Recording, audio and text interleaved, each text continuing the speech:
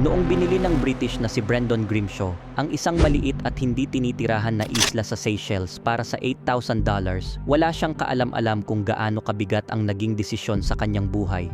Iniwan niya ang kanyang trabaho bilang isang newspaper editor at lumipat sa islang ito.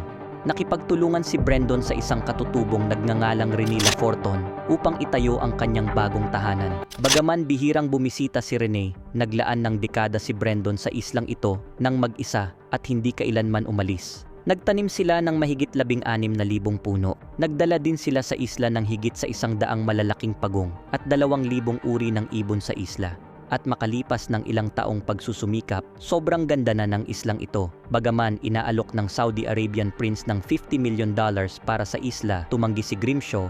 Sinasabi na hindi niya nais na maging eksklusibo para sa mayayaman ang isla. Sa halip, nais niyang maging isang national park na maaring pasukin ng lahat.